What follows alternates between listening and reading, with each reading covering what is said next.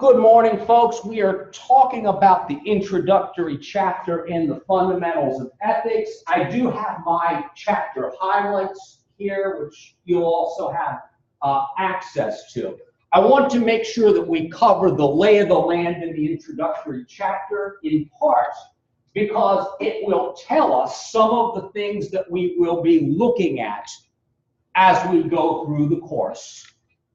Such as the author will talk about some major sub-areas of ethics that we will be looking at. The author will talk about something called moral skepticism early and then at the end of the chapter, which will come up again. We'll talk about what the author calls ethical starting points. What he's referring to there is a not so short list of things that he holds to be good moral principles or positions, and he hazards that most of his readers would probably agree with him on most of them. And if you don't agree with him on most of them, maybe you haven't heard of it before or thought it through. In other words, he considers them to be a fairly good list of some pretty sound ethical assumptions, and we'll talk about a few of those. He will also talk a little bit about reasoning. One of the things that I do like about this textbook is that we do some logical analysis here. So I will run through that part of the chapter slowly to make sure that you have a grasp of those concepts, because the author will be using logical analysis as we walk through some of the other material. So I will make sure I explain that fairly thoroughly, as well as the concepts of validity and soundness. Now, to get started.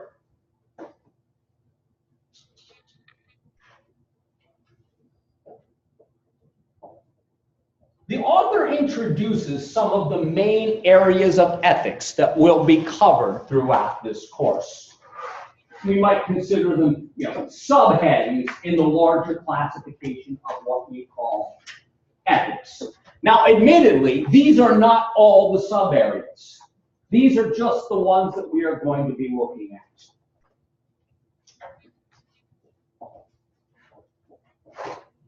The first one that the author introduces us to is what is called value theory. Value theory will be the subject of the first few chapters in the textbook, The Fundamentals of Ethics. Value theory asks these kind of questions.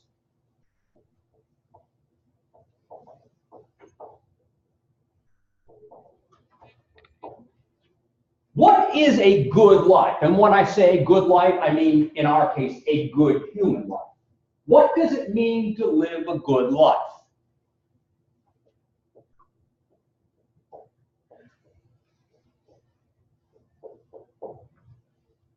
We all seek happiness as one of the ends of life. However, it might not be clear exactly what happiness is. Value theory will examine some of the possible accounts of what human happiness is.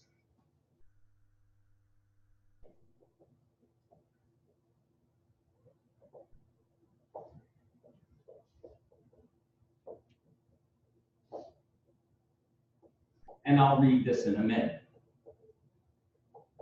We'll also see this question as a sub-question of value theory. Are there things that we might try to aim for that are good in and of themselves? Are there things that are worth pursuing objectively? In other words, not just a matter of something that's good for me, in my opinion, but are there any things that are inherently or intrinsically worth seeking? And by the way, one of the answers that people frequently give to that question is, yes, happiness is something that's worth seeking. But then that leads to another question. Well, you say happiness is worth pursuing, but what is happiness? And guess what? We'll see some approaches that some philosophers have taken for trying to define happiness. And guess what? Some of them might be obvious. In other words, hey, I've thought this all my life. Did I need some highfalutin dead white guy to tell me this? Well, keep in mind, philosophers aren't necessarily that much different from us. They just sometimes had more leisure to think about these things, more time, and in many cases, the opportunity to, I guess, live the academic life. It's a little difficult to do that when you got to go to work 7 days a week in the traditional sense. But anyway, I'll stop making snide remarks about philosophers. The second main area of philosophy is probably the one that you are most familiar with, even if you've never heard the word before.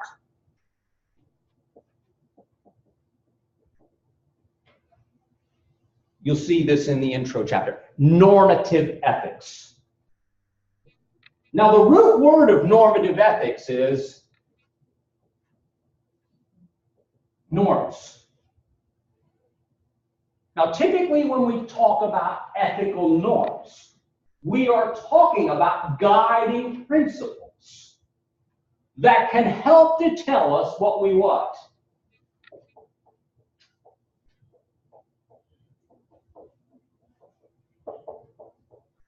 That will try to guide us into what we should or shouldn't do. In other words, codes of conduct, codes of behavior. Now, I would suggest that most of you probably do have some normative principles.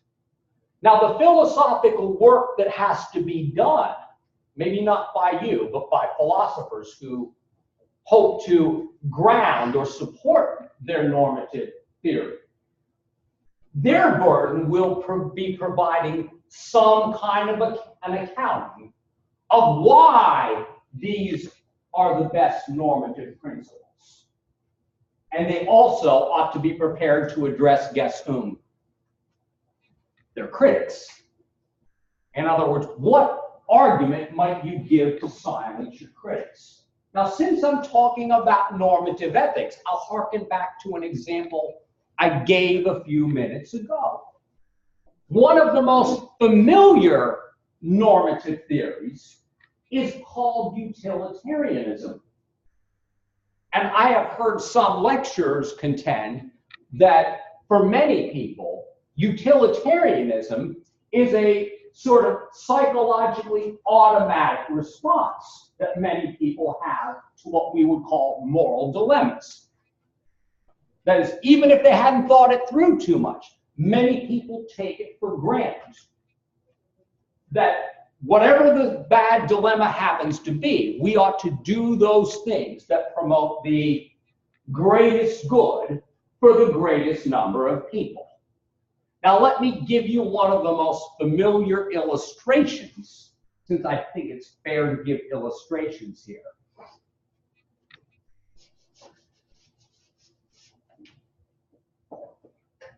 Some of you have probably heard of the most familiar thought experiments.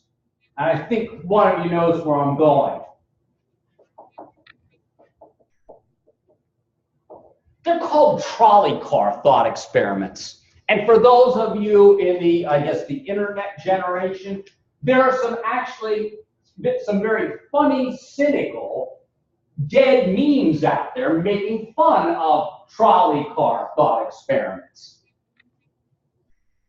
But yeah, they're worth taking a look at. Now, to tell you how these kind of go, they say, you're in this situation.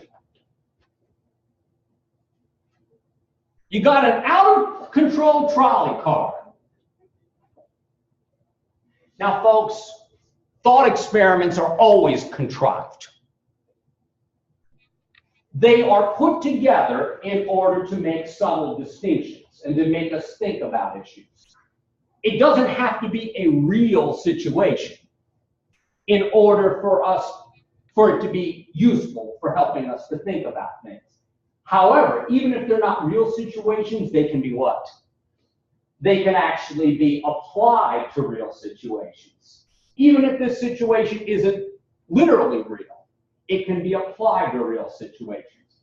So you've got an out-of-control trolley car. And there's always the moral decision maker. We'll call it you. Take a guess what you're at. You're standing at the switch. In other words, you have the ability to divert the out-of-control trolley car. Now, if the trolley car keeps going, and by the way, the number's never relevant. The number's never relevant. The whole idea is over here you have a larger number, and over here you have some smaller number. And here's the very frequent example. You've got 5 innocent trolley workers down here. Now they all have earplugs in to protect their ears so they can't walk. They can't hear the trolley car coming. So if it keeps going in its out-of-control trajectory, it will flatten them all like tortillas, killing them, and also harming the lives of all of their loved ones. Unless, of course, one of them, maybe the wife wants them dead for the insurance. Now, the reason I made that up was not just to be a little sarcastic and snarky about it, but to suggest that we're making generalizations here. We technically can't have all of the variables. You're supposed to just treat it as if you only know what you know. You got 5 innocent trolley company workers over here who will get smashed if you let the thing go. Now, for some reason, there's a child over here playing on the tracks. It's irrelevant how the child got there. You're not supposed to ask those questions. You're supposed to take the thought experiment at face value. Now, the question is, here you are. Do you throw the switch to save the 5 innocent, thereby killing the child? Now, the utilitarian would say, all things considered, it's a no-brainer.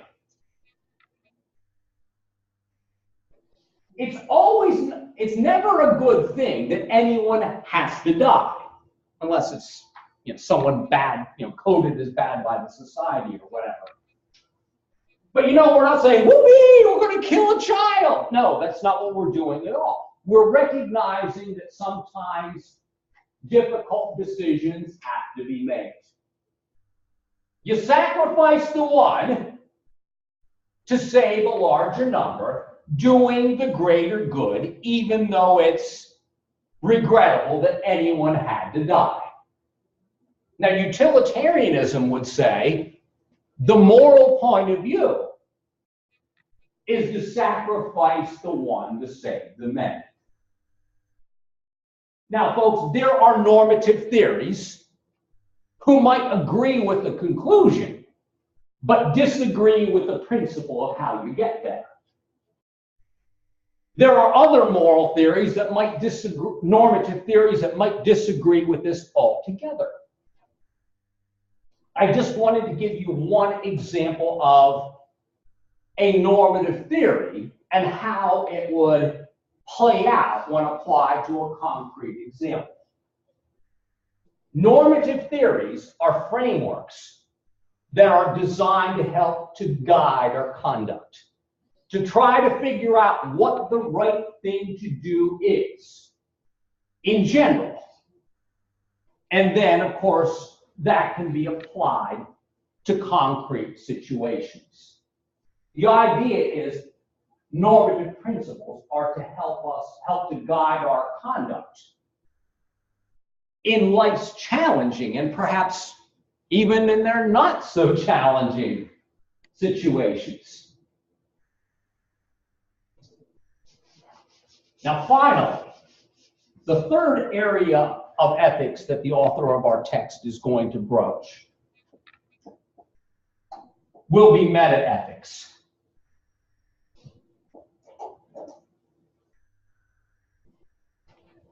Bluntly put, metaethics will challenge this entire enterprise.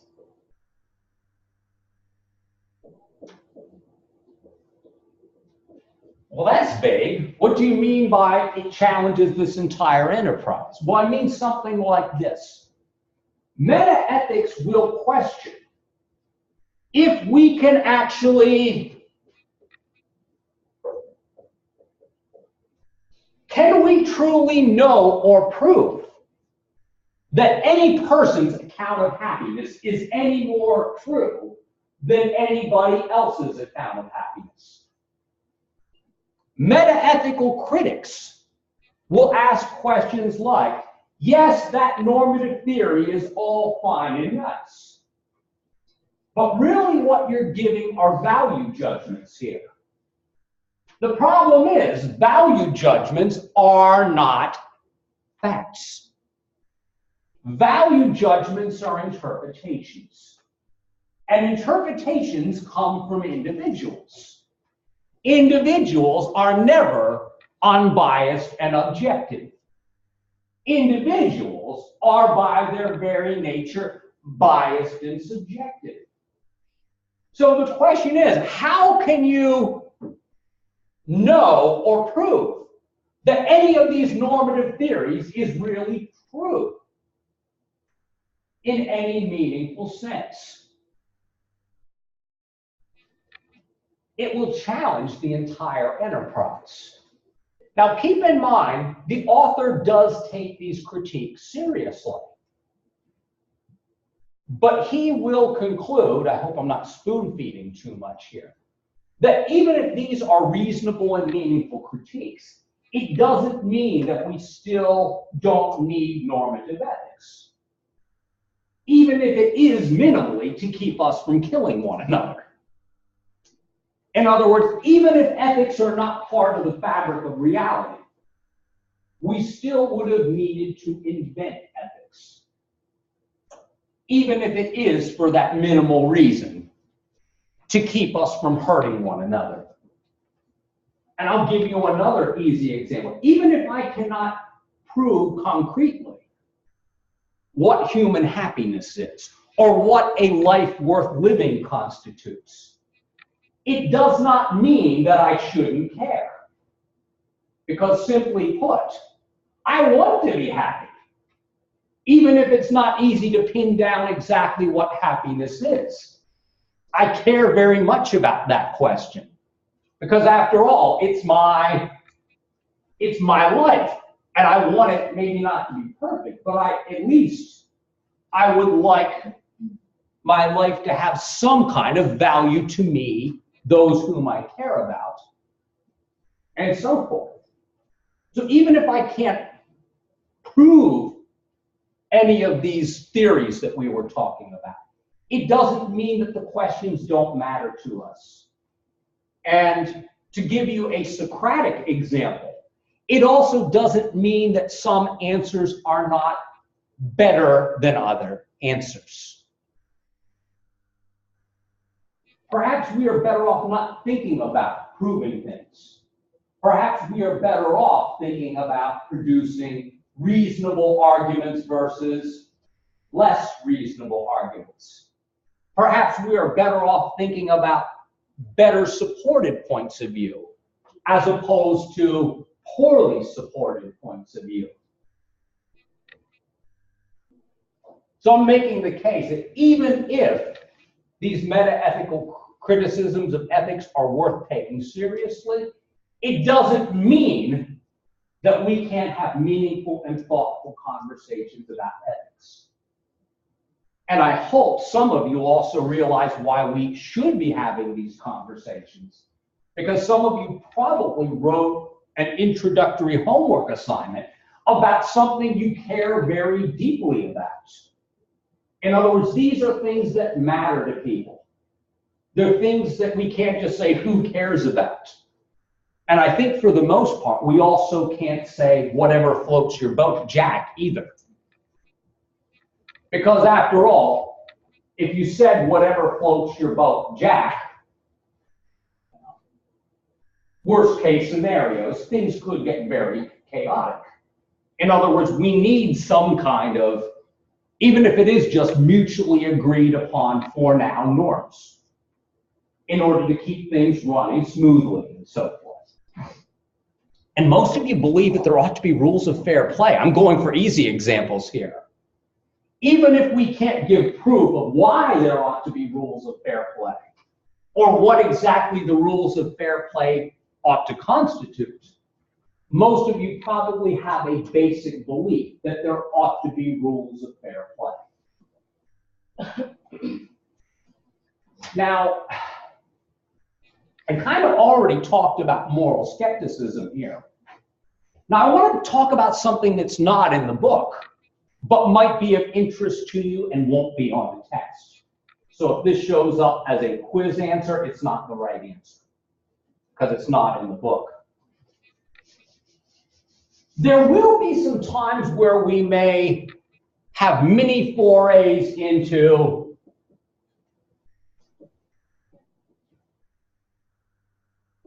a fascinating area that is sometimes called moral psychology. Moral psychology will be concerned with, in many cases, empirical data. In other words, what people's inner tendencies happen to be and inner intuitions happen to be when it comes to morality. Now, I'll give you an example, and I find this fascinating. Sam Harris, in his book, The Moral Landscape, makes reference to an interesting moral psychology distinction. Most of you are probably familiar with Stanley Milgram et al.'s very well-known psychology study. It's also known as the authority study. It's the one that demonstrated that people have a tendency to diffuse responsibility. I'm giving you the sort of popularized, watered-down interpretation of it. People have a tendency to submit to authority, to the point that even when they believe that they were giving people very painful, perhaps lethal shots, that most of the people in the test group continued to press the button. Because, in part, they were just following orders. That's the Nuremberg defense. Now, it is significant for people like Sam Harris that it was merely pushing a button. Because pushing a button is a kind of, generally speaking, innocuous activity. You're not doing anything very visceral. This might partly explain why those people would have been willing to press a button when the person wasn't right there in their face. Whereas if you ask them to tase the person, I imagine psychologically there might have been different responses, because there's a visceral interaction of actually holding an electric shock device right next to a person and seeing it happen. In other words, internally, the experience is different. Now, here's the sort of well-known thought experiment that he juxtaposes to that. And it's one of these trolley car thought experiments. He might know where I'm going with this. This is the one where there's a runaway trolley. Yep, you heard this all before. It is careening towards, I'll just make up a number, 10 innocent workers, and if it keeps going, it will utterly kill them all. Now, you and your friend are on an overpass, and you witness what is about to happen. Now, your friend is a rather large person. Is this what you have? Yeah. Exactly. Yeah, your friend is a rather large person. You are a slight person.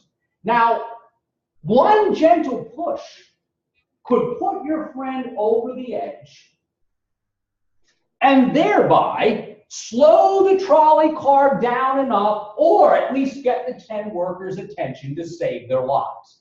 Now, you're not supposed to question that. You're supposed to presuppose that if you push this person, that it will save those 10 lives. Now, utilitarianism would say it's a no-brainer. You sacrifice one to save 10, and it's irrelevant that this person is your friend. Because your friends and family don't count any more or any less than anybody else. Now, unlike pushing the switch that we were talking about a few minutes ago, most people would say pushing the switch is a no-brainer. Just like many people, regular people, in Milgram et al.'s experiment, were willing to give what they believed were potentially painful, harmful, nearly lethal shots. People are not as quick, psychologically speaking, in this situation to be able to one gentle push. Psychologically, it's a lot closer. In other words, you actually feel responsible, even though conceptually you are no more responsible than if you push them up. It is the fact that you physically have to contact another human being, physically pushing a person off. This explains why we tend to see the situation differently, psychologically speaking, even though they're conceptually not different at all. And of course, the theoretician might ask the question, should we see them differently? Psychologically, we do see them differently, even if they are not conceptually different. Yeah, Mr. Templeton. How would the Stanford prison experiment fit into this concept of the moral psychology, where there's that physical contact and that closeness, but also the people with authority were very they were pretty bad to the people who were subject to be. Well, in that, and by the way, if any of you are interested, Philip Zimbardo did a wonderful book in the mid-2000s called The Lucifer Effect. And a big part of the book actually reflects on the Stanford prison experiment. It's the most detailed written reflection that he made of it to date, even though it was 35 years later. Now, the actual authority in the Stanford prison experiment, he explains, he goes, it wasn't the prison guards. He says, it was me. I actually had the role of the warden in that experiment. He says, I gave my prison guards a set of rough things that they had to get done, but I did not give them clear guidance about how to do it. In other words, they didn't have much training in how to do these things, but they were given a list of objectives, and they were told that they had to, keep order in the prison. Now, he said he played a fairly hands-off, laissez-faire role. And that was one of the reasons why things got out of hand much more quickly. They didn't think things would get out of hand. And that's why they learned a lot about, what people are capable of in the process. But yeah, the people who played the prison guards didn't have a clear set of guidelines, but they knew what had to be done. And there was a lot of psychological things going on in that particular experiment. Because not only did you not entirely know how to be a prison guard the proper way, but there was also the internal psychologies of the individuals who were part of that experiment. I'll give you a quick ending here. But one of the fellows who went on to later get a PhD in psychology, he was given the nickname John Wayne in the experiment.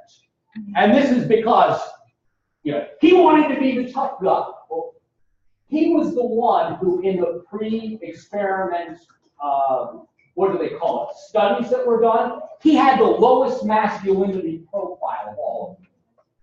And by the way, that shouldn't shock you, Because those of us with low masculinity profiles, I'm admitting it, we think we've got something to prove.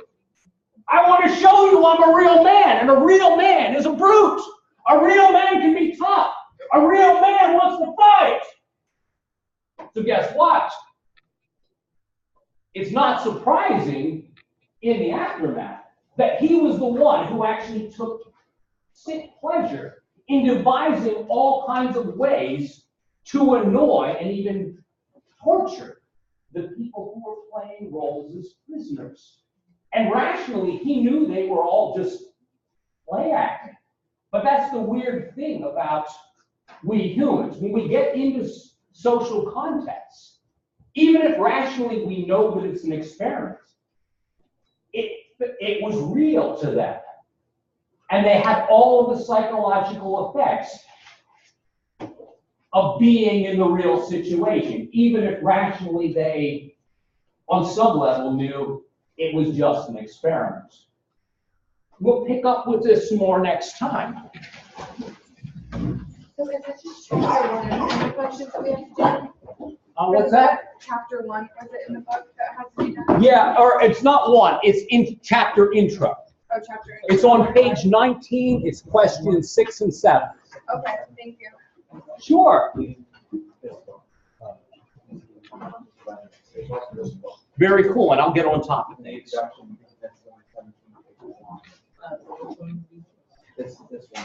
Yeah, nothing is assigned in here yet. It's just oh, thanks for the question.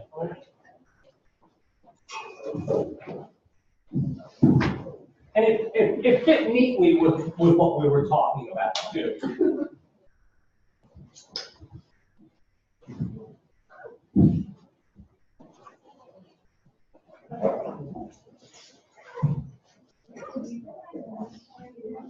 I can check. And also, do you know the TV show The Good Place?